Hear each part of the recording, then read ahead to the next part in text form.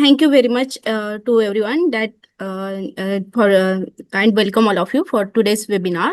This is fourth webinar in our canal consultation webinar series, and the idea is basically to revive the knowledge and generate the discussion around this canal irrigation system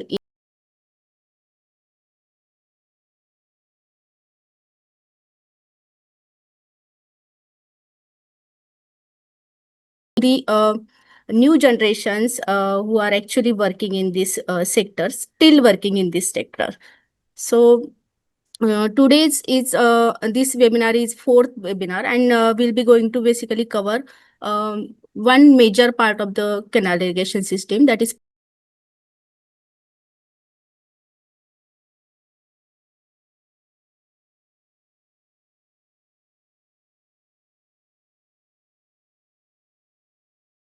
available on successful and unsuccessful um, factors of these WUAs. So the today's webinar is basically around this topic only.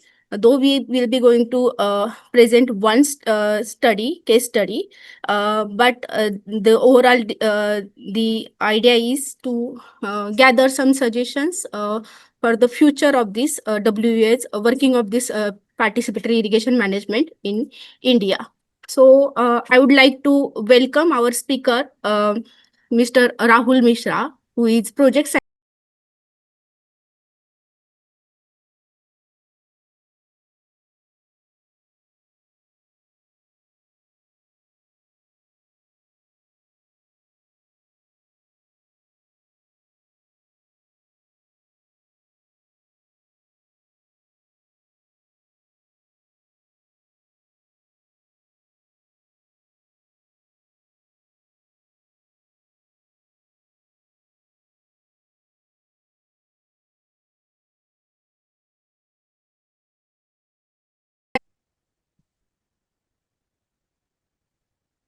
Yes, yes.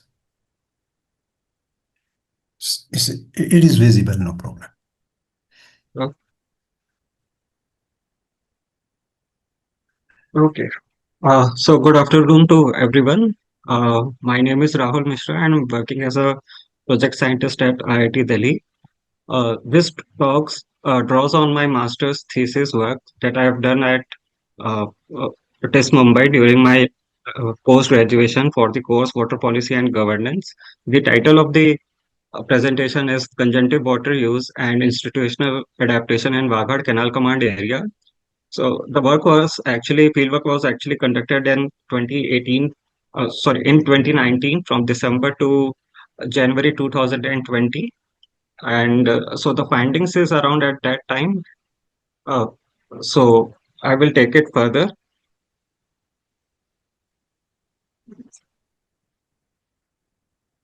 So the main aim of this study was to conduct how different actors and institutions that are present within a canal command area coordinate and manage multiple water resources in it, and also we wanted to know how these resources uh, interact within the complexity of the system. So to do that, we have two research questions. The one is about the tracking the evaluation of irrigation infrastructures and the water use practices that were associated with that are associated with the irrigation sources and also with respect to the groundwater in the canal command area. And we wanted to trace how they have evolved over the period of time. And the second question was to look into how this evolution has influenced the intended functioning of the canal command area, these actors and these institutions, and what is the institutional logic of this evolution.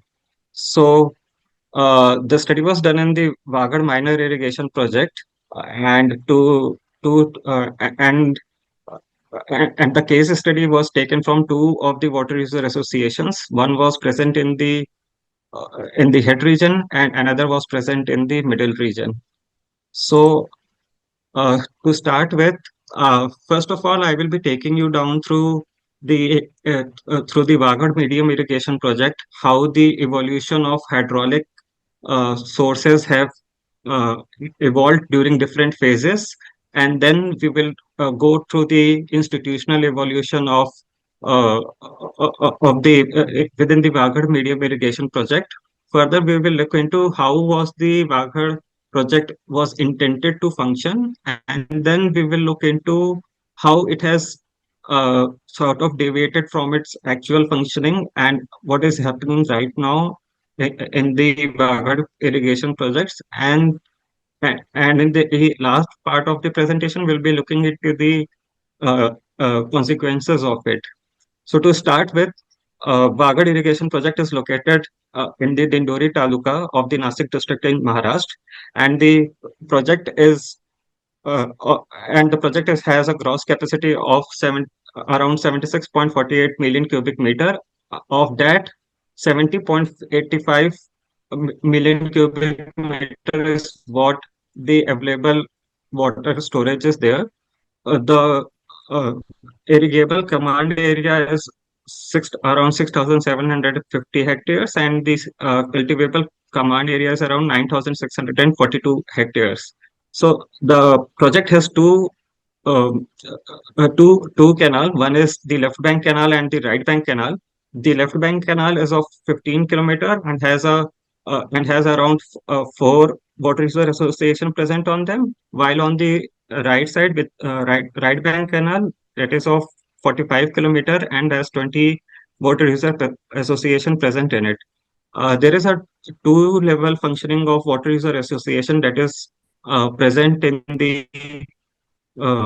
in the Waghad Canal Command area. One is at the project level water user association, and the second one is the user level water association. So, moving further, when we look into the uh, evolution of irrigation infrastructure, sources, and practices in the Waghad Canal Command area, these we have divided into three hydraulic eras of Waghad, and the very one is the first phase of rainfed era. The second, that is still the before the functioning of the Waghad Dam, that is by 1980. The second is the dam irrigation era, which is from 1980 to 1991. And the third is the conjunctive use era, which is started from 1991 and that is currently going on. In the rainfed era, the irrigation was mostly dependent on the rainfall, where there was low cropping pattern, low cropping intensity, and there was a seasonal restraint to it. The main decision triggers or the main decision factor was based on the monsoon onset. In that time, around 40 to 45 open wells were present in the area, but the use of them for irrigation was limited because of the capacity and also because of these were the major source for drinking water. So irrigation was not associated with the groundwater at that time, roughly. In the phase two, that is the dam irrigation era. The predominant source here became the canal water in the head and middle region, while in the tail region, the predominant source was the groundwater. Though river and groundwater and other sources were also developing during this time. In this phase also, the number of open wells has increased around to around 405, and the decision factors were on which the irrigation was taking place was based on the rainfall variability and also on the release windows canal release windows by the irrigation department. So, all in all, in this era, there was increase in the cropping intensity and also cropping pattern was also changed. In the third era of conjunctive water use, the predominant source here becomes the groundwater, and that is for all the region, while the canal water takes place as a secondary water resources. And there is also the canal seepage, which was present because of the uh, because of the unlined canals that is present in the area. One of the major development was that overall the number of open wells increased to around 3,000, and also there were the number of borewells started coming into in this era. The decision factors now are dependent on rainfall variability, but also on the market and the subsidies and the irrigation infrastructures that are that were access to the farmers at that time. The application method also changed from rain-fed to flood plus drip and sprinkler here in this era. Further, apart from the hydraulic evolution, there is also an institutional evolution that take place in this Waghad User Association. So from the state-led irrigation, it has evolved to Water User Association and then moved towards hybrid sort of a conjunctive water governance. And it started from the state-led era was from 1980 to 1991, and because of the vicious cycle of irrigation sector, that is because of the inequity issues, operation maintenance, low cost recovery. So people in the tail region of the Water Resource Association started the movement for water cooperatives. And in the 1991 and during the 1991, three water user associations were formed to fix this vicious cycle of the irrigation sector. And following that, over a decade, from from three water user association, the coverage take place to across head, middle, and tail region and expanded to around 24 water user association. Further, in 2005 and 2000 during 2005 and 6, government of Maharashtra came up with the Water User Association Act, that is known as MMISF Act, and that gives the statutory legislation to WUAs to for the legalization of operation and maintenance, volumetric accounting, water allocation and distribution. And currently, uh, it has now evolved to a sort of a hybrid governance where canal water is done uh, through the water user association, while groundwater is done through self management.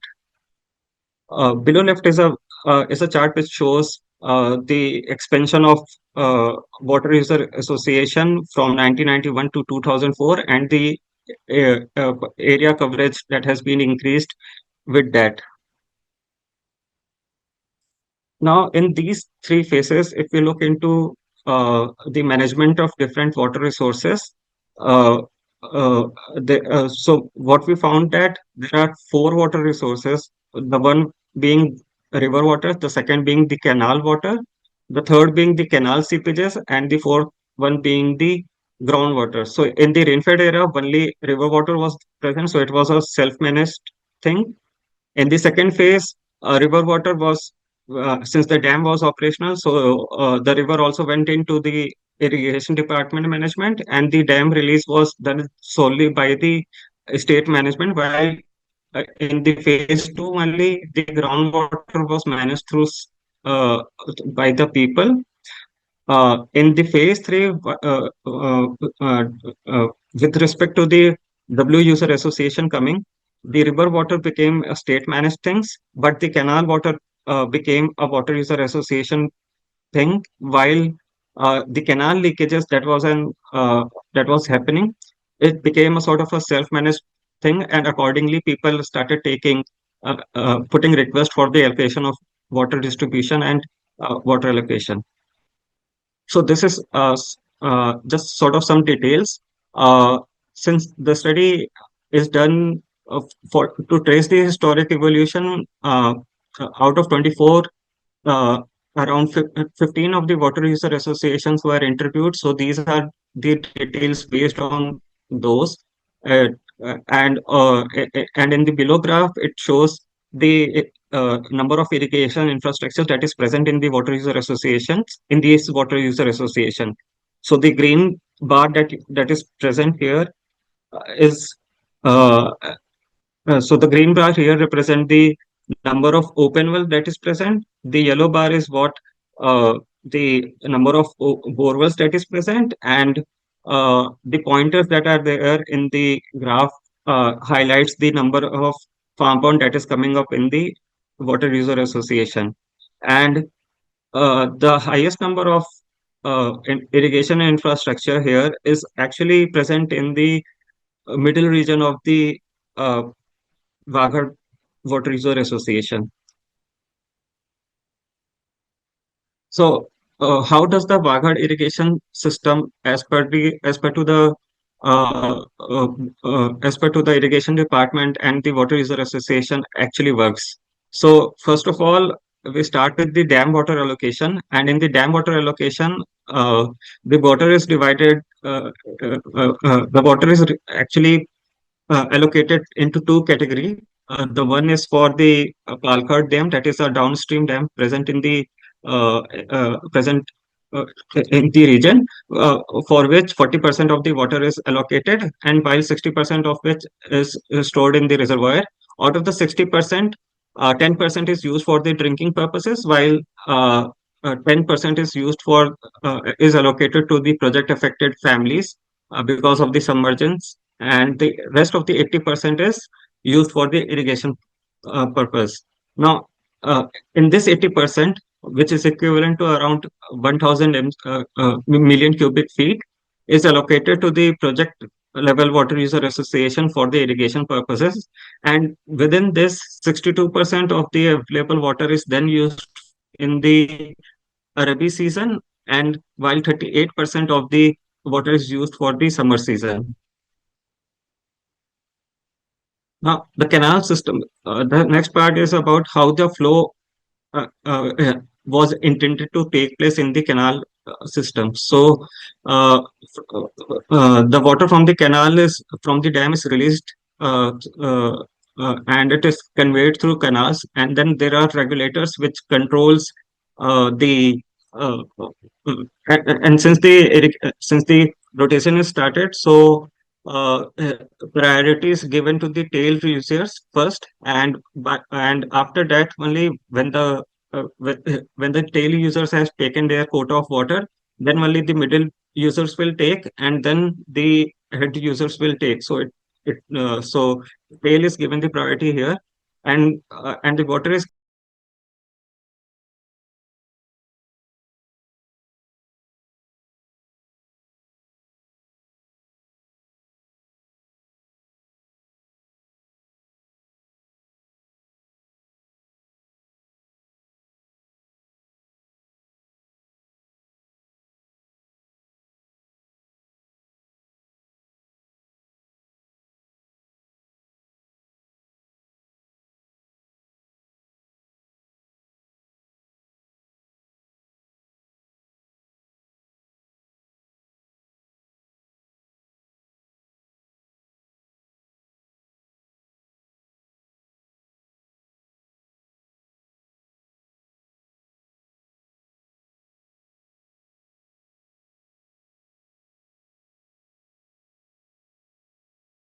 user level water user association charges farmers rupees 1000 per acre per rotation in the Rabi season, while the charge for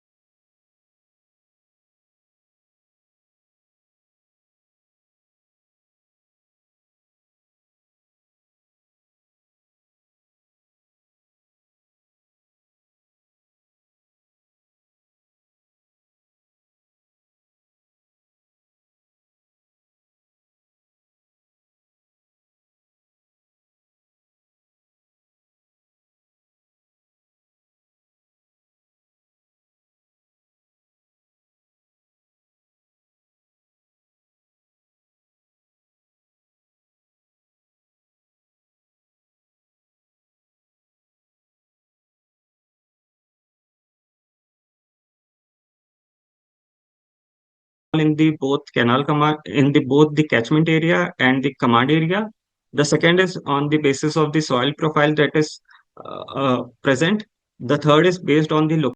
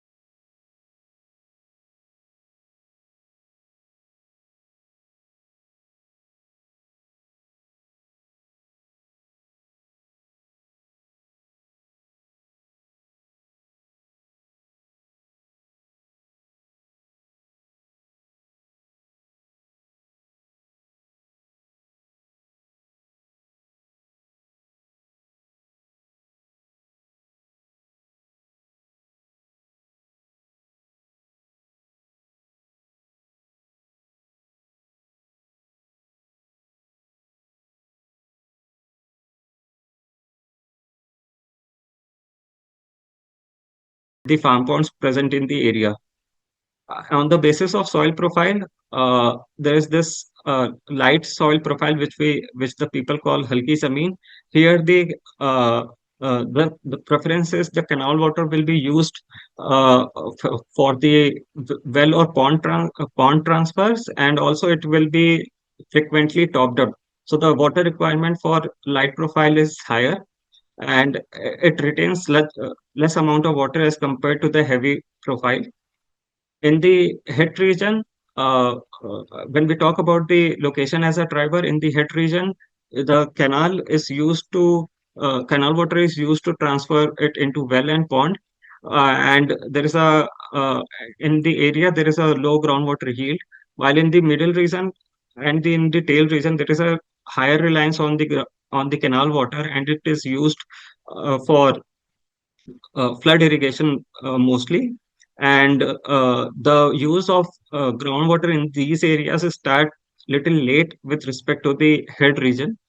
While apart from this, there are people who are farmers who are located either with adjacent to the river or adjacent to the canal or adjacent to the other drainage lines.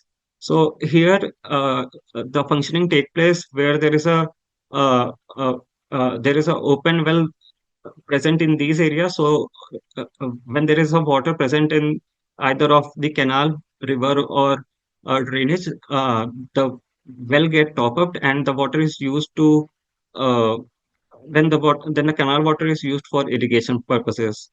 With respect to crop choices, there are two major crop which actually drives the irrigation practices in the Waghad irrigation area. The one being the grapes, which is a multi-year crop, has a lifespan for approximately 18 to 20 years, and grapes is of the highest priority within the canal command area. So it is usually done through water is usually uh, uh, water is usually used through conjunctive manner. Both canal water and groundwater is used to irrigate the area. And for wheat, there is a high dependency on the canal water, while the groundwater is also used, but it is used in either mostly in the early phase of sowing of wheat. So as I was talking that telling about that wheat and grapes are the higher priority. So this is a cropping pattern of uh, uh, just a second.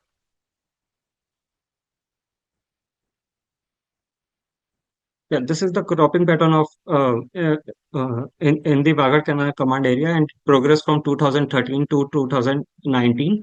So just wanted to highlight that in the year 2015, it was a 2015 and 16 was a drought year, and the allotted water in for the water user association was around 610 mcft, of which they only received a total of 310 mcft, which was actually lower than what is required in the summer season.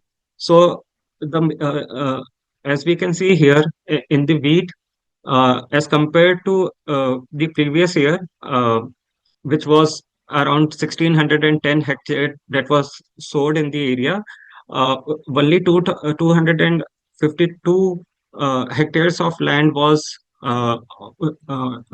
actually saved. So there was a reduction in that. While when looking at the grapes, there is a around 1,000 hectares of reduction is there in the drought area, but subsequently it started. But the priority of the farmers was to cultivate to save the grapes. So with respect to that, people started taking bringing water from the tankers and everything. And after the 2015 and 2016 drought, the Maharashtra government came up with the Jal Yukt Shivar uh, Abhiyan, and also they brought up the uh, farm pump, farm ponds for demand scheme. And with respect, after the 2015 and 2016, the number of farm ponds started coming into the area, so that the farmers can secure water in the sort of water scarce situation.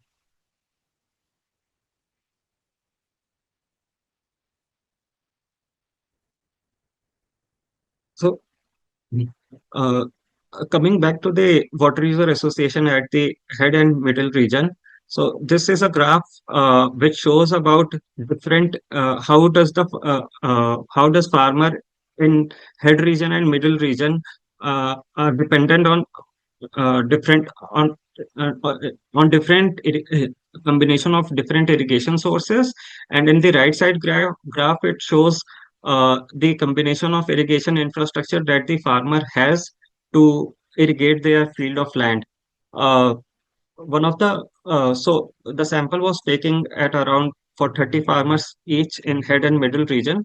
So if we look into the irrigation sources, none of the farmer is actually relying on the canal water alone. The dependence is higher for both head and middle region with respect to canal water and groundwater use.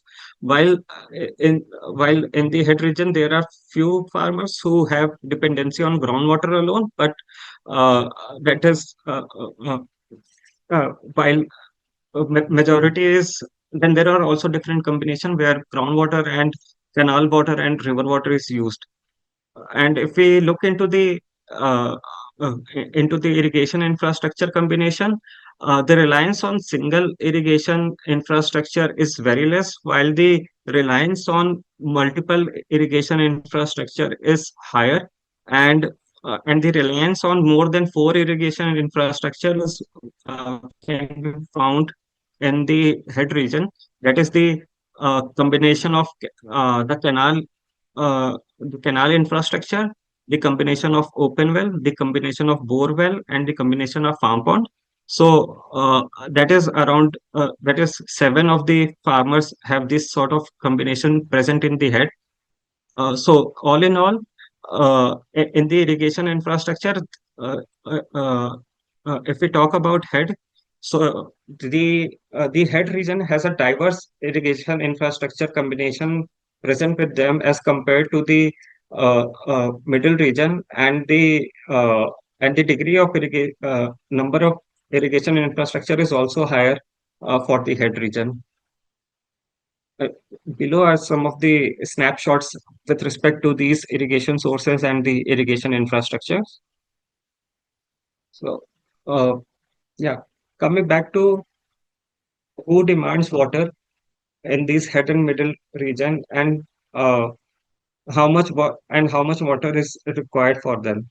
So, out of the 30 people surveyed in each of the head and middle region, the demand for the demand for um, uh, in head is almost same for both the Rabi and summer season for the canal for the canal rotation. while in the middle region, there is a lower demand for uh, canal water in the Rabi season, while the demand for summer season is higher.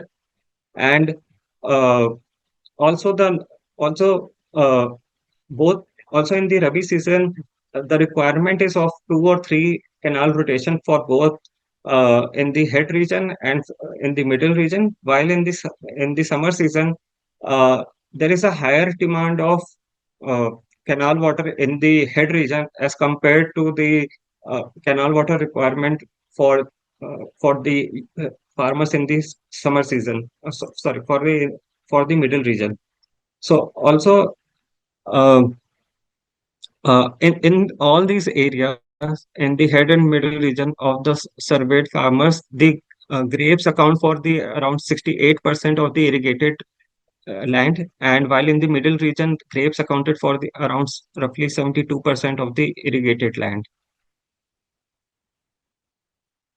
Uh, So moving further from uh, the overall statistics, I will just here present a short case how these irrigation infrastructures and irrigation sources and the different drivers that is about for the light profile soil and the high profile soil all together interact within this. So this is a case for a head region farmer which has around 13 acres of land present with him, and these are in different parcels of land. So the major crop cultivation that the farmer do is the grapes and on the entire 13 acres of land, and the demand for canal water is there, and it is for both of the season. That is for the Rabi season and also for the summer season. And the demand is only for the 4 acres of land that is present here. Uh, so that is for what the canal water is used. Now, when the canal is when the canal rotation started, the canal water uh,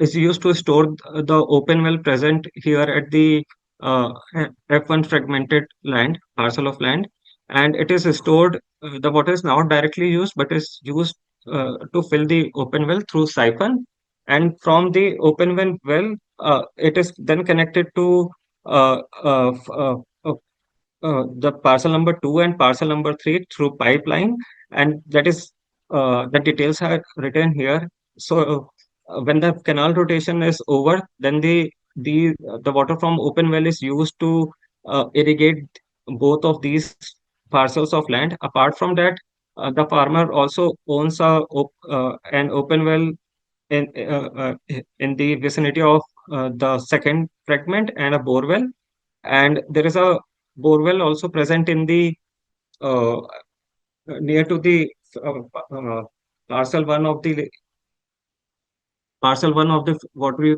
parcel one of the farmer, and the borewell uh, is mostly used in the Kharif season when there is a monsoon to fill the farm pond, and in the later stage when the canal rotation is there, the water from the open well is used to fill the farm pond then. And when there is a scarcity of water, or when there is a uh, uh, or in between the summer rotations, the farm pond water is then used to fill the open well, and from there, through the pipe, it is conveyed to the different parcels of land. All of this area is 100% drip covered, and the canal water is and one rotation of the canal water uh, is used for flood irrigation to maintain the soil moisture content of the area. So with respect to the irrigation practices, with respect to the um, uh, irrigation infrastructures and irrigation sources, uh, the water user association in the canal command area has transformed into uh, three three sort of uh, three sort of characteristics. So one being where the canal water is being directly used uh, for the field. The second being where the canal water is being directly used uh, for pumping for storage purposes, and the third being where the canal water is used directly for the network uh, for a conjunctive system of water. And with respect to that, these are some of the characteristics and consequences of it on different parameters. So, what does it say about the uh, equity in the so what are the consequences of these practices in the Waghad Canal command area? What we can say is that the canal is fair. So there is no there when looking through the perspective of canal water allocation, one can say that there is no inequity exist in the either in the head region and middle region and tail region with respect to water allocation or distribution. But if you move beyond the canal water allocation system, we can see inequities on the basis of the irrigation sources, on the basis of the irrigation infrastructure that one has, and also on the basis of the location of these farmers that are present in this canal command area, and then also with respect to the uh, uh, crops that they are cultivating. So, and also apart from that, uh, the groundwater that is being highly extracted in the area. The groundwater is a sort of is a common pool resource. So, with respect to multiple pumping and pond filling that is happening here, the one of the major impact it can hamper it can have is on the small and the marginal farmers, and also on those farmers which are entirely dependent on the groundwater in this canal command area. Another risk that is associated with these practices is with respect to the sustainability. Though one can say that the conjunctive use of surface water and groundwater in the area has increased the reliability, but the cost of that is higher for the aquifer depletion that is happening in the area, and also with respect to the when we see about the energy division across the canal command area. So that, and also with respect to the environmental trade-offs that is happening. So with respect to, since these are large 30 into 30 into 3 meters pond and more than that, so the evaporation loss from these ponds are much higher in the summer season, and these ponds are filled like they have water throughout an year. So the groundwater is being pumped across the summer season and is being used to fill it. So there is a sort of a race that is going for people. So there is a race among the farmers there for the control over the groundwater, so that they can have short-term resilience, but looking it, looking further, it can have a long-term vulnerabilities associated with it. So, so what are the uh, yeah, uh, so how does then one think about governing this congestion?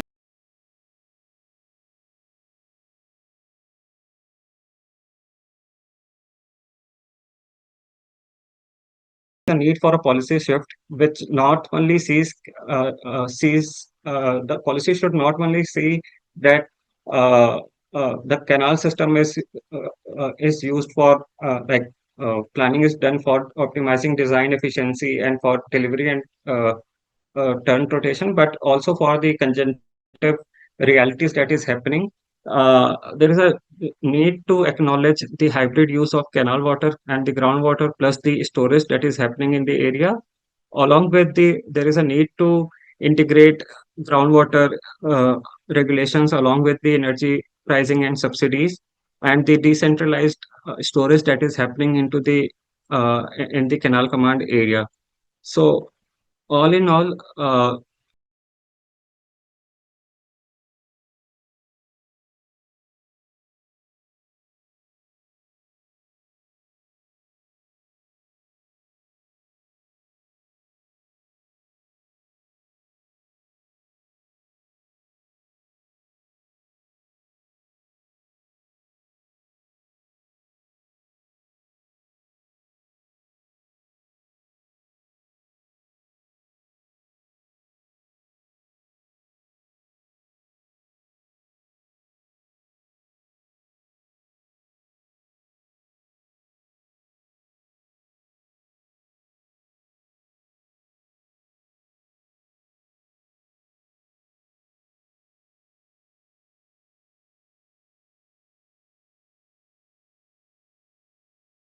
Waghad narrative is that the what was intended for the canal system, that is canal to outlet based gravity flow, is now has evolved into a network conjunctive water use system, and the managed unit.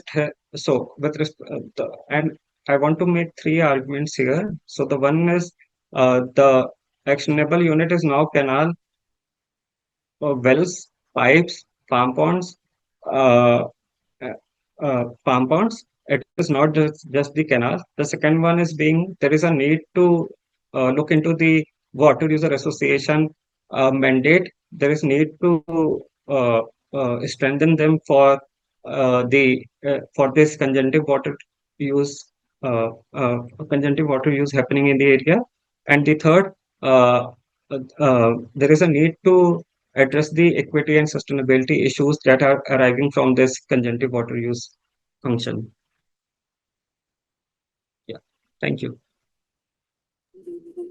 Thank you so much, Rahul. Yeah, indeed, Yeah, this was really nice presentation on Nashik Waghad system, and this system is basically one of the successful system since last 2 decades, and though it is successful, but you have pointed out some challenges in the management of the water user association service.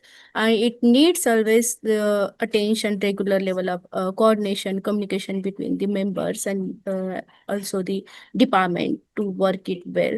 Yes, then without wasting time, because we are already running out of time, I would like yeah, to I will just address some stop of sharing. the question. Yes, please. Uh, I would like to address some questions from the chat box. So the first question is from Vishwa Vallabh, that how the conflict between head and tail in farmers is managed, and are the water user associations really viable? So, yeah. So, like the conflict between head and tail is like has been always there in any of the irrigation system, if you can see. The main point here is that if you look into with respect to the allocation and distribution that is happening with respect to quota of water, and also with respect to the rotation that is happening. So for say the head users uh, in one of the canal rotation takes larger quota of water, so the water user association uh, at the project level and at the user level coordinate among all of them, and what they will do is that for the head region they will reduce the quota in the next rotation, and subsequently that part of quota is then transferred to the tail region. However, it is like a some in each of these uh, rotations across the years, there are always cases that some of the water user associations quota are not met, and some of the water user association quotas have been like have used more. But the irony for the Waghad case is that if you like, I've just stopped sharing my screen. So Waghad has a sort of a unique hydraulic connectivity associated with it. It has three rivers that is flowing across the canal command area, and also there is a Palkar Dam that is present in the uh, Palkar Dam that is present from the uh, middle region, and the canal is also going from there. So people tend to have relations in those areas also. They have families, they have relatives, and they tend to buy water. They tend to buy plot in that area and have pump and have open well or bore well, and then they connect it they laid the pipeline and they connect it. So this is how the actual sort of a water management is taking place in the whole Vagar. Yes, in my opinion, yes, there is always conflict between the head, middle, and tail region. Tail end farmers always suffer from this kind of inequitable distribution of water. So, in our next part of the discussion, if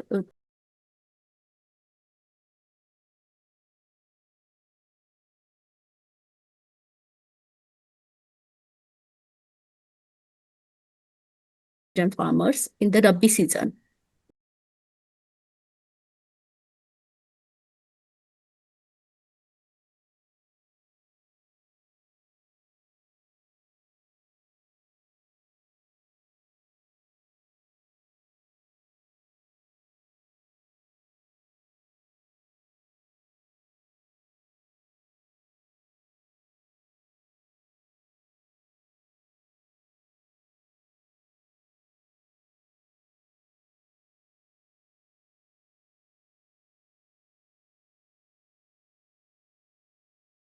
This is part is what the middle region is in the Mm-hmm. Waghad Canal command area. And if you see, and then this is the Palkhad Canal command that is also going here till here.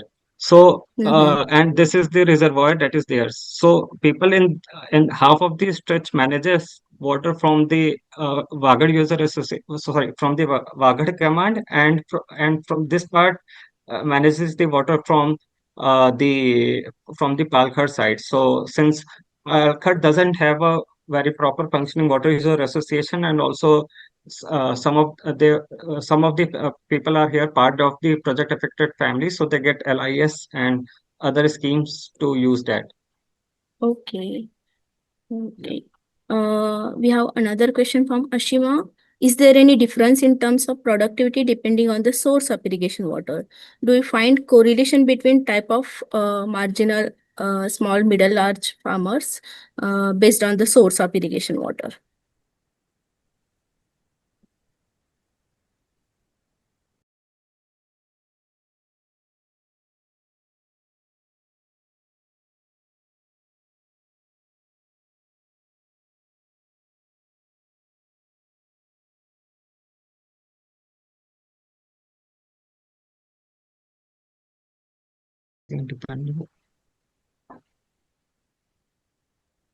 Productivity based So on the yeah, source of water.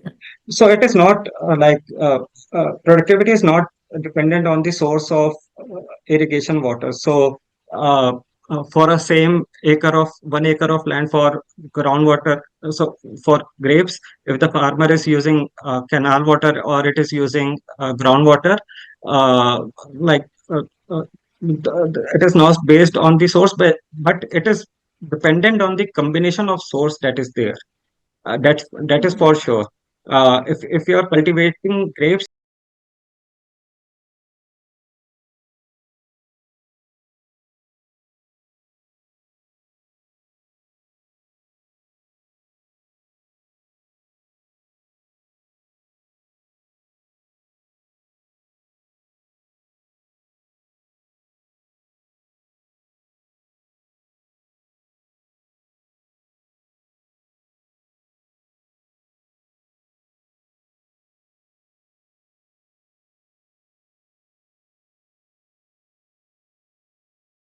Without land under the grape plantation, all the farmers, and are there any exclusive grape and wheat farmers? uh, so so with respect to the 30 people that I have surveyed in the head and middle region, so like I've already told, like 68% of them have uh, 68% of the areas uh, under grape cultivation.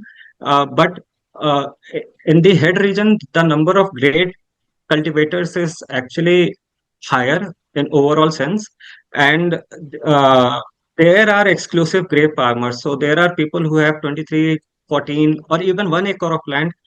They are opting for grapes since it has a higher market value, while there are also people who have both grapes and wheat with them together, and there are definitely people who have like limited source available with them, only groundwater plus canal water. So they opt for wheat also. Okay, now I'll stop taking some questions here because we need time for the discussion as well. I'll request Okay, Rahul, please address the answers to sure. the remaining questions in the chat box. For today's session, we have two discussants. The first one is Dr. Sunil Gorantiwar, who is retired as a director of research from Mahatma Phule Krishi Vidyapit, Rahuri, Ahmedabad. He has basically experience of more than 35 years in the irrigation sector. He has done his PhD and postdoc from the Loughborough University from London, and worked on multiple projects with the Maharashtra state government as well as the central government, and closely with the water resource department in Maharashtra. So now I hand over to the Dr. Gorandia. I request you to reflect on this today's topic on Maharashtra's water reserve associations. Okay, so thank you very much, Dr. Vidya. First of all, I would like to thank Dr. Rahul Mishra for selecting Waghad irrigation project. You came out with certain insightful conclusions. And also I thank IWMI Tata for organizing such wonderful sessions. You told that is for fourth in series. I couldn't attend.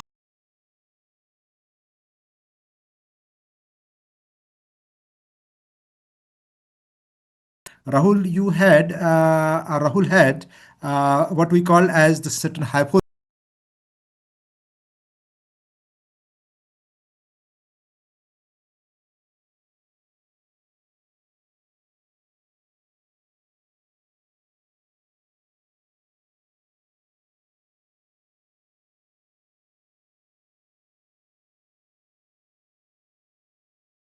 Canal command area, in canal command area, water is supposed to reach to the farmers as per need. I would say as far as possible, as close as far as possible to their need. Okay, but still, farmer tend to use groundwater through tube well or open well, and at the same time, farmers they tend to store the water in so-called reservoirs. So basically, those are not farm ponds. Farm pond has different definition. In Waghad, the kind of ponds they are used, those are the storage reservoirs. Really, those are efficient or not? That is another question. And this kind of the multiple resources they are being used, and in context of this, you also raised what we call as the certain questions, and you tried to in fact investigate on those. One thing we need to remember that in Waghad irrigation project, you know that the grape is the predominant crop, and all the farmers growing grape use drip irrigation system actually. Okay, and you know that none of these irrigation systems in Maharashtra, or for that matter in India, they are for this pressurized irrigation system. So means they need to what we call as the divert the water either into the well or into the ponds, and then use that water for irrigation. Okay. So then in that context, you came out with certain findings regarding the distribution of water through these multiple resources along the length of what we call as the main canal head, then middle, and then tail. Okay, and you tried to also answer those. But you know that Waghad irrigation project is one of the irrigation projects wherein this water user association concept is in fact successfully implemented at the project level. Okay, so before this, what we call as the workshop, I had a chance to discuss with certain expert as well, and happy that Dr. Suresh Kulkarni has joined this particular session, who has been the member secretary of Maharashtra Water Resources Regulatory Authority, and I also see engineer Satish Kulkarni joining. He is a journalist and in water sector, and both are the studied person. Maybe they'll be able to comment to some extent. Rahul, and I think while answering to, I think one of the questions from the participant, you mentioned about the conflict management. Conflicts are already there, but I just wanted to know from you whether you explored this conflict thing on the main canal in head middle reach, or maybe on any distributor or water courses head, middle, tail actually. So that would be quite interesting. Number one, maybe you need not to answer this, but this can be discussed later on. You know that head, middle, tail is also for the branch, distributary, and water courses. Okay, so this is one thing.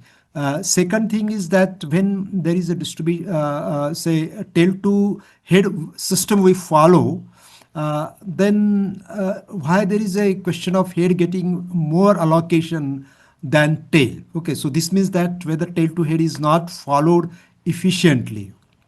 Okay, so that question is there, and third is that in irrigation management, usually for higher productivity, because one of the question was on productivity, whether which is where it is more, whether it is for well irrigation or for canal irrigation, and then canal plus well. So naturally it will be more either in well or either in canal or canal plus well, because we have effective, or farmers, they have effective control on water delivery, and farmer can release water as per the demand of the crop actually. So naturally productivity is going to be more there. Okay, so I think these maybe three questions are there. Based on your data, you can explore further. But for the time being, with that, I stop here. Maybe we have another discussant as well, and there are certain learned participants for this particular presentation. Thank you. But I'll be happy to answer, or what we call as to focus on some of the issues related to Water Users Association in Maharashtra. Okay. Thank you so much, sir. Yeah, I'll come back to you for a few questions after the second discussion, the discussion from the second discussion. We have another expert, Dr. Sachin Oja, who is Executive Director of Development Support Center in Ahmedabad. He has led this organization for so many years and also has more than 35 years of experience in this sector, particularly in this sector. I would request you, sir, please share your thoughts on this. Vidya, one small correction. I'm from the foundation. Mohan, who has already joined this discussion, is the Okay. executive director of DSC. Yeah, so I think it's a very interesting presentation that Rahul has made, and I think a similar situation arises in most irrigation systems across semi-arid regions of the country. And I'll discuss this from the experience of DSC, which is like, as you said, we have more than 30 years of experience working on major, medium, and minor irrigation systems in India across three states: Gujarat, Madhya Pradesh, and Maharashtra. And in these three states, particularly in Gujarat, where we started our work originally, and Tushar and others are a witness to that, is we started with the classical, even Shashi is there, so classical PIM mode, where we worked with canal commands. And in the canal commands, we could, because of an enabling policy that allowed the participation of CSOs in the first place, and it was farmer centric. It had a lot of good financial incentives. So, whatever the farmers collected in terms of water cess, they could retain it and charge over and above the water rate. So that helped the WS to become sustainable. And, a lot of impact was observed during our first phase of PIM from 94 to 2008, I believe, where we worked in three irrigation systems. One is Dharoi, which is a major irrigation system, and two medium irrigation system called Majum and Guwai in Sabarkantha. Dharoi is in Mehsana. But having worked so much, and we found that there were exceptional results also, tail-ender farmers, about 2,000 tail-end farmers got water. The system became more efficient, but slowly we realized that PIM, we also created inequities. There were spatial inequities in terms of the head and mid and tail that Rahul has just talked about. And within the command area village, we had these inequities of irrigated and non-irrigated. So because of no fault of the farmers. The farmers who were in the command, they got water, and farmers in the non-command in the same village did not get water. So, and then that obviously there was a rise in the groundwater scenario. As in Waghad, we saw a substantive increase in wells and bore wells in the command area of the three irrigation systems that we worked. We also realized that the policy was also a major trigger. Part of the success that I would attribute to because of the is that we worked in a dark zone. Okay, and therefore there was some kind of a ban that they could not get any borewell connection unless they were allowed to drip, and there was for certain times no borewell connections were allowed. Secondly, the pricing, the pricing of groundwater was far higher than canal water. So those two were major, I believe, triggers for more and more farmers to be associated with the water users associations and take canal water as a major source. But as time passed, post 2006 and 16, and we did a temporal study of the groundwater and surface water irrigation, and it was quite alarming. We found that about there was an increase of 53% irrigation from groundwater from 6 to 16, and at the same time there was a decrease of 40% in canal irrigation, largely because the ban was taken out, and therefore more and more farmers, naturally, because groundwater was on in their control, they started taking groundwater, and that led us to we said that this is not sustainable, and therefore we realized that we needed to move out of the classical PIM surface irrigation obsession to look at canal water in a more holistic manner, its interplay with groundwater also. And that is where we started doing an aquifer mapping of the three canal command areas. And some of these systems, we realized that while there was very low demand for water from the canals, but if the canal stopped for a year or two, the water levels in the wells and bore wells would also go down. So there was an interplay and interlinkage between these two systems, and yet nobody was ready to acknowledge that, either at the policy level or at the practice level. And therefore, we realized that we need, and the WAs, as Rahul has also mentioned, there is an inherent mechanism. Unfortunately, WAs are limited only to canal water. So even within the command area where a groundwater, which is substantive, as I told you, they did not have any governance powers to issue any fines or have any normative thing. So we realized that we needed to go beyond the WAs, because we had to be in the ambit of the policy. So we did two, three things. One, we saw that groundwater was extensively used. Second, there was groundwater depletion even within the canal commands. So we started with aquifer mapping, and then we realized that we had to do groundwater mapping together with the farmers, so they realized how much groundwater was being pumped out. At the same time, we realized that physical interventions like soil and moisture conservation measures, typical classical watershed measures, water harvesting, soil and moisture conservation measures, and recharge measures had to be taken in the groundwater if we wanted to reduce this inequity within the canal commands. We also realized that because as in grapes, as the classic case of grapes, here also wheat, cotton, there were water guzzling crops. So you had to look at demand side management, and therefore simultaneously while we worked on increasing the water supply and recharge, we also worked on the demand side management. Thanks to some funds that we could mobilize from the CSRs, we could work on both the aspects, and then we also developed a whole cadre of Bhujal Jankars, a local people who knew about canal water, surface water bodies like ponds, and also who understood groundwater and their interplay. And we build a larger, more inclusive village institution.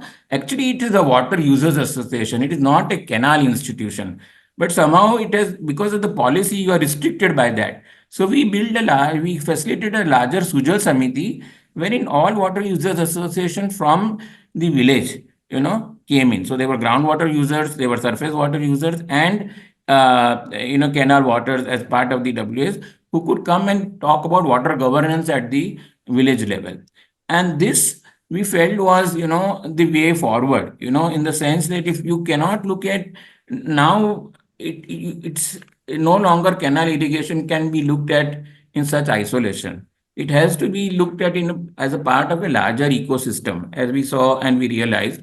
And therefore, I strongly feel that we need to map, the within a canal command, what is the percentage of, as Rahul has done, percentage of irrigation, done through various sources, do an aquifer mapping, and look at it in a more holistic manner rather than, just fixing. So PIM, the classical PIM which is there and the acts, I think it is not going to work, and so this is stage two. While the WAs have to be strengthened to first manage canal water, and that is also not being happening. But once they manage this canal water, then a larger, water governance issue, which has include all these three aspects, need to be considered, and you need that kind of a mechanism, an institutional mechanism, and maybe not at the WA level, or at least at the distributory level.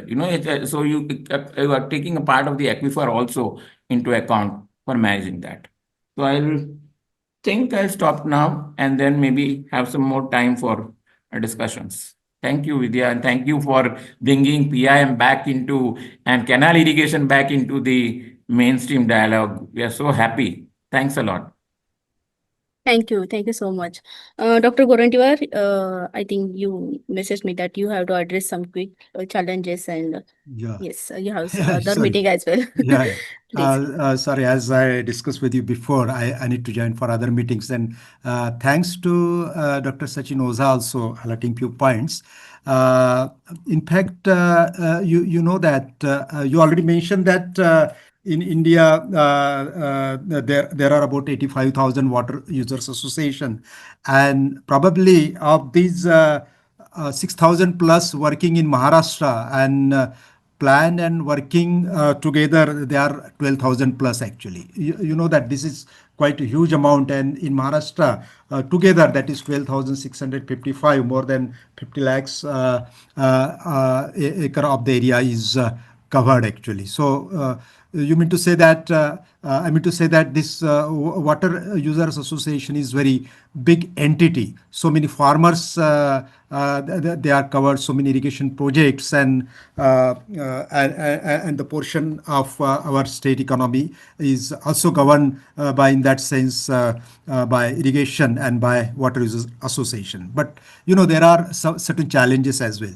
So when we talk about water user association in Maharashtra, normally we give the example of Waghad. Okay, so and you know that it's not replicated anywhere. Okay, so we mean to say that probably this is not the replicable model or something like that. So if it is replicable, and if it is beneficial, and if it is productive, it should have been what we call as implemented to other places. But nevertheless, this is successful in Waghad. Okay, and Rahul, I think maybe you have collected so much data, so you should also come out with certain your thoughts why it is not being replicated elsewhere. So when I discuss with some of the farmers, not now, over a period of 10 years, then there are certain issues actually. One issue is regarding the water measurement, and you know that in water user association we need to provide water on volumetric basis. Okay, but what kind of the devices they are being used, whether those are calibrated, okay, farmers, they don't have any confidence in that. Okay, so when farmers, they don't have any confidence in whatever water quota they are getting, I don't think they are serious actually. Okay, so these are the experience in some other irrigation schemes, not in Waghad. So this is one important thing.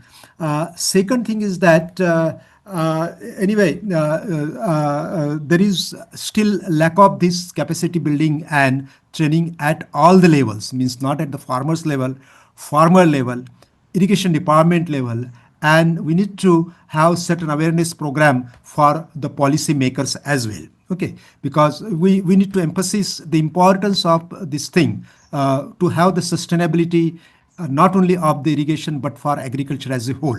And maybe IMI Tata platform probably is the best for making awareness about the amongst the policymakers. But as far as training and what we call as to the engineers and farmers they are concerned, there used to be, or there still are, the institutes like Walmis, and they were very effectively working long ago. I know that the kind of the interest, I will mention one name because he's present here, Dr. Suresh Kulkarni.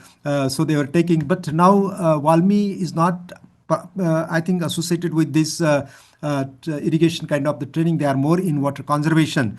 There need to be certain other arrangement wherein the trainings are provided to the farmers at the regional level. They need not to travel to such a long distance from, say, one corner of Maharashtra to this Chhatrapati Sambhaji Nagar. So this was one point I wanted to highlight.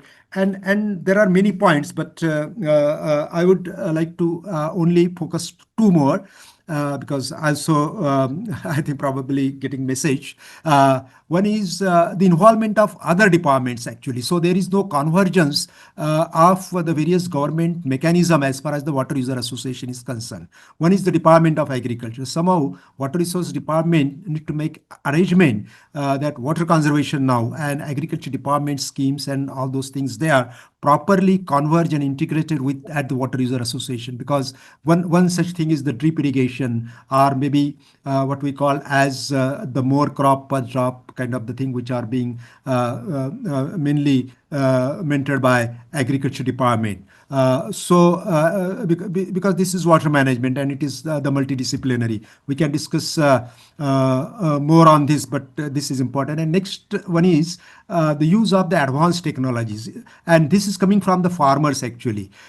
So one of the farmer mentioned that why we won't get the information in advance that what is coming actually. So so we have such a high level of technology. We talk about so many things, but when it comes to farmer, what happens to the technology adoption, technology development, and technology implementation? Okay, so we got the mobile apps or certain portals to manage our records, billing and all those things, but at the technology level, where is that actually? Okay, and you know that on one side we are advocating to use the drip irrigation, pressurized distribution network, pipe network, and on another side we don't have any mechanism to advise the farmers when to irrigate and how much to irrigate actually. Okay, so farmers, they rely on the non-reliability of water deliveries that they get actually. So these are the major four challenges that I wanted to focus here. We can discuss in detail later on as well. So I would like to advise Emi or Dr. Vidya, Dr. Tushar Shah is also probably here. Maybe we can have 1 or 2 days proper brainstorming on this and come out with the revised policy paper. You might have had this policy paper before as well. So it should throw light on the current status of this Water User Association and what to do again, or what to do further in light of the changed situation. Thank you, Vidya, for inviting me. Thanks a lot. Yeah. Thank you very much, sir. Being a part of a government, you have been so clear about what are the constraints in each level. That is really appreciated. Uh, yes, definitely we can think about the policy recommendations, revised policy, because yes, nowadays groundwater reliance has been increased as the number of wells are increasing, number of farm ponds in the command area are increasing. Yes, there should be some kind of revised policies. Also, government is thinking about the new advanced modernized canal irrigation systems like UGPL is there. Then also pressurized irrigation system, irrigation network is there. So yeah, definitely we can think about the revised policies. Uh, I uh, I have I think Dr. Garantiwar has mentioned multiple times that we have joined Suresh Kulkarni, Suresh Kulkarni here, ex-member of secretary from the Maharashtra. I would like to request you, sir, if you want to reflect on this for 2-3 minutes in this particular topic, as you are already engaged with Valmi, Maharashtra. Dr. Suresh Kulkarni.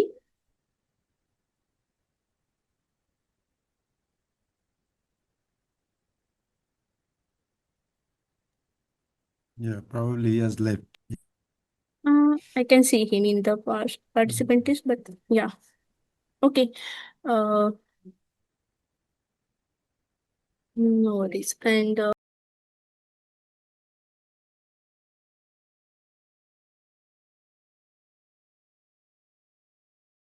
here from you as well. Yeah, no, I think it was an excellent presentation. We have been hearing about the Waghad experiment for decades now, and Anil Shah, who founded the Aga Khan Rural Support Program and Development Support System, used to cite Waghad as an example of how to involve farmers in the management of irrigation systems. And I think Rahul's presentation gave us a very good understanding on how has Waghad evolved over this past years. I think the canal irrigation scene has become extremely complex. I think the traditional discussion of on canal irrigation assumes that you just have a canal flowing from a headworks and all the farmers basically live off that canal water. And therefore, if you just arrange orderly management and distribution of the canal water, then everything will be hunky-dory. But Rahul's presentation shows that no, the canal command scenario has become vastly more complex than was the case in and the integrated management of canal soil water canal command has now become the challenge than just managing the distribution of water. So I think, and I'm glad that ITP has started this discussion, and from the number of people who attend these workshops, it shows that it's a topic in which there is a great interest, and I think ITP needs to continue this discussion and maybe expand it. I think there can be many more questions on Rahul's presentation, but I hope we'll continue to engage with him in the times to come. Thank you. Thank you so much, sir. Yeah. Yes, yeah, Yeah. this is very. Yeah, can I just 2 minutes? Suresh Kulkarni here. Yes, sir. Please continue. Yes, sorry, there was some technical problem with here. First of all, thank you very much to Dr. Gorantiwar, sir. He really informed me about this. And of course, I'm very much interested in this topic. And I am very glad that stalwarts like Tushar Shah and Peter Mulinga are there. And really, we need such type of webinars with the Water Resource Department. Unfortunately, we are working in isolation, and there are a lot of issues and problems. So, as suggested by Dr. Gorantiwar, I think there is a need. I had a talk with long back, of course, with Dr. Shah, and we really need to have a one-day complete brainstorming session on this, because what is happening in the field is really not good. We are just wasting our resources, and very clearly told by our Sachin Oza that PMA is really the classical model has PMA has failed. That is very, very true about this. Now, I think there are two things. There are one is about Water Users Association itself.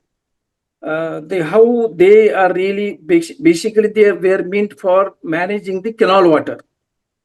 And as like all over the world, the World Bank started, and many developing countries started this thing. But when it came to in India, I think we did not do many things. We are just following the same since last 20 years. There are, for example, Maharashtra's Act is there. It is one of the best act of Water Resource Association (PIM) in the country. And if you see, somebody asked mention about that volumetric. What are the three things of the basic? These are the foundations of the Water Resource Association: volumetric measurement and supply as per the quota, entitlement. What we call as entitlement. For each season, we have to get entitlement, and that's what is expected. Equitable distribution of that is what is really the core of the whole PIM. Equitable distribution of water, canal water. This was the two things which were very important for Water Resource Association to be successful. And also mentioned by Sachin Oza that is sustainability, financial sustainability actually. Because when you are transferring, like we are saying that we are transferring, but that is not correct word, IMT, irrigation management transfer. We are not doing PIM, neither doing PIM nor doing IMT actually all over India. We are somewhere in between. We don't know what we are doing. We are just saying that WRD says that, okay, we are handing over everything to farmers. But unfortunately, farmers cannot do everything. And the success of the Waghad lies in there are two important aspects. Is leadership. The founders of this were very strong leaders, really.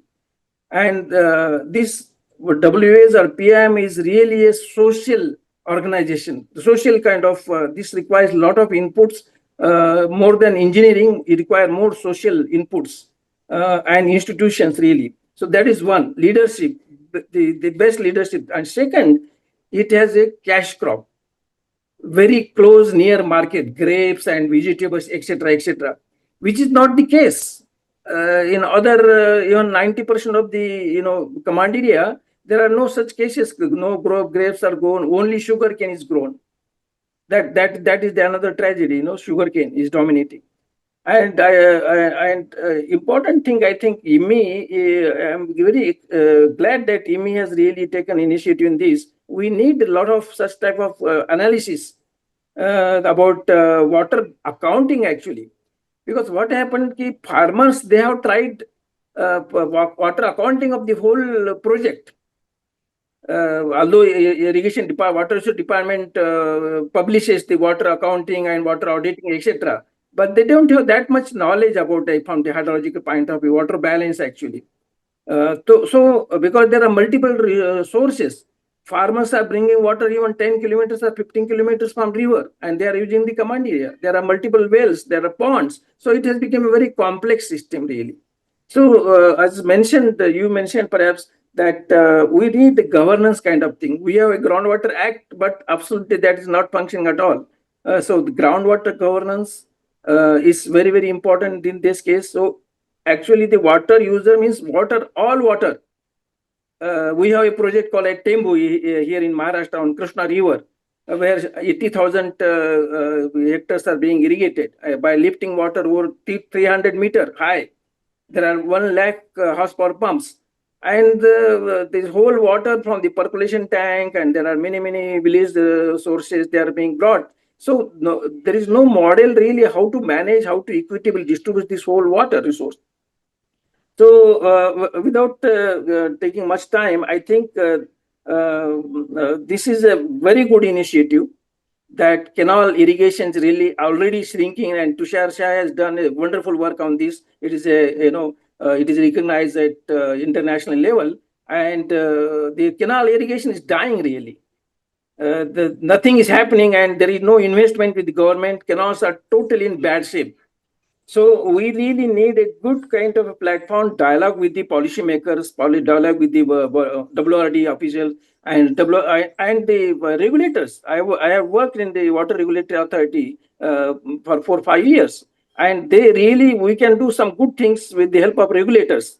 But unfortunately, the regulatory bodies also become the extended arms or extended office of the governments. So these things, timely intervention is required. Otherwise, really will not be able to what we call as developed country by 1947 or whatever we are aspiring. That I'm sure there is a big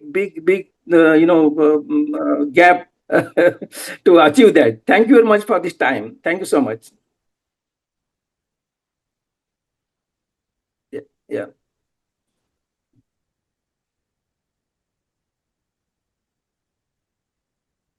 Yes. Yeah. Yeah. So I'll be happy Hello. to, Hello. yes, please. Yeah. So Thank you very much, sir. Sorry, I was yeah, on mute. yes. Thank you so much for your sharing your thoughts. Yeah, we have Mohan Sharma raised his hand. Yes, sir. Thank you, Vidyaji, for giving opportunity. This is very nice discussion going on, and I completely agree to what has been discussed by Sachin by or Rahul ji or Suresh ji or anyone. Uh, actually, uh, we have experience of working on this canal command area management in three states: MP, Gujarat, and Maharashtra.